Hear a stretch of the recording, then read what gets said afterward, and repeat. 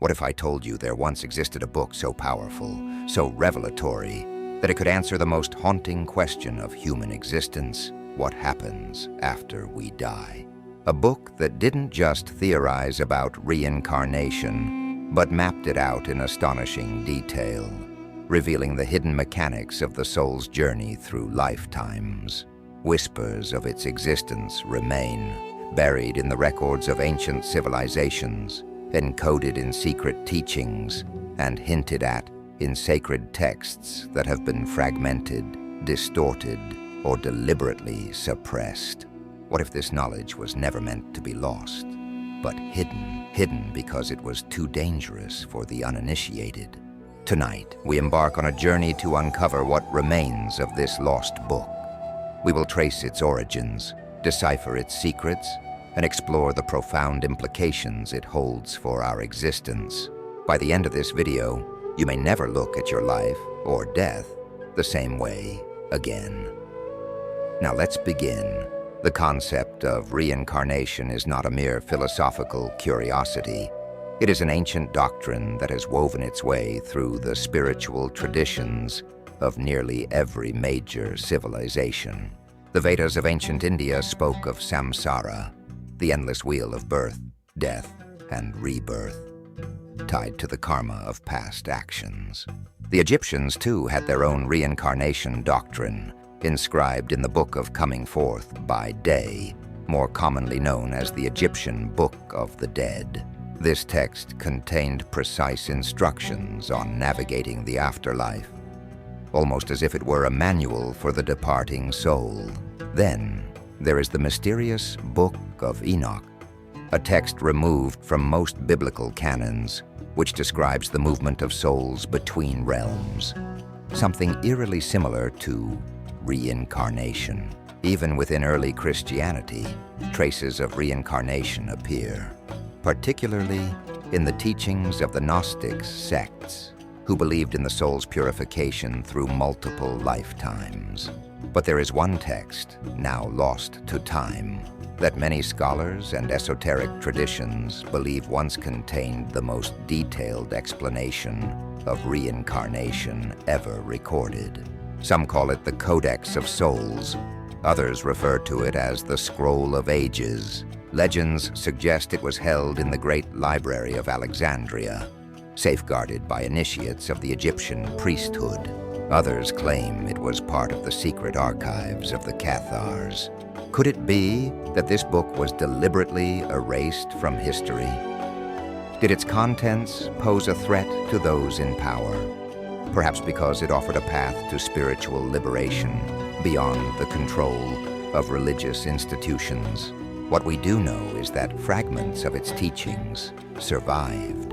Monks, mystics, and secret societies passed down its wisdom, encoded manuscripts, whispered traditions, and hidden symbols.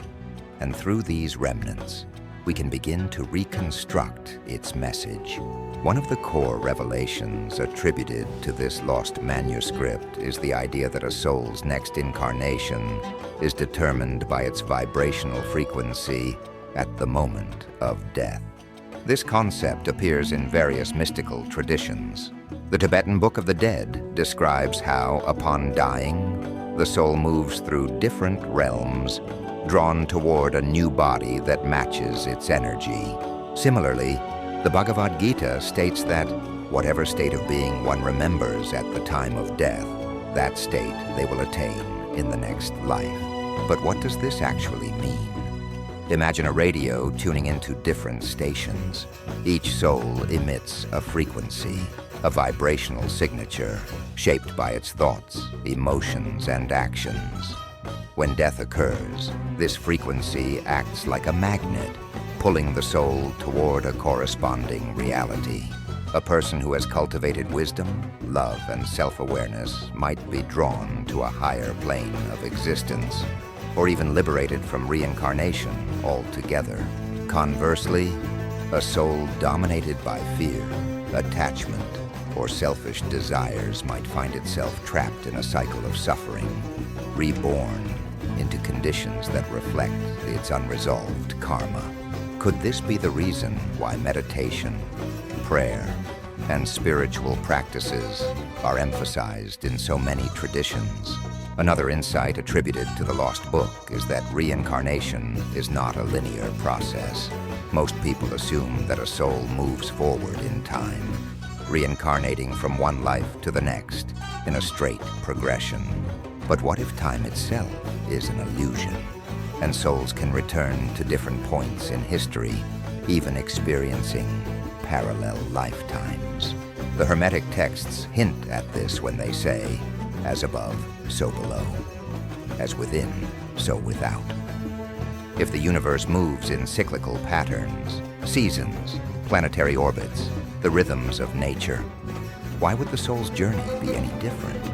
Some believe that when a lesson remains unlearned, the soul may return not only to a different body, but to a different era, replaying karmic patterns in new forms. Could this explain why some people experience intense déjà vu, as if they have lived the same moment before? Or why prodigies emerge seemingly out of nowhere, possessing knowledge or skills they never learned in this lifetime? If reincarnation is a spiral, not a straight line, then our choices in this life don't just affect our future. They echo across past and parallel existences as well. This would mean that self-awareness in the present moment has the power to rewrite the past, to break old cycles, and to create an entirely new spiritual trajectory. In the next section, we will explore the hidden mechanisms of karma, the role of soul contracts, and the forgotten methods revealed in scattered esoteric texts that claim to offer a way out of reincarnation itself. If reincarnation follows a pattern, if it is governed by laws that can be understood, then the next question is inevitable. Can it be transcended? According to the Lost Book, the cycle of rebirth is not a prison, but a school. Most people misunderstand. Subscribe for part 2 of this video, where we will go over the secret to ending reincarnation, practical application, how to influence or transcend reincarnation. Breaking soul contracts, rewriting the blueprint of destiny, elevating vibrational frequency, becoming unbound by matter, and much, much more.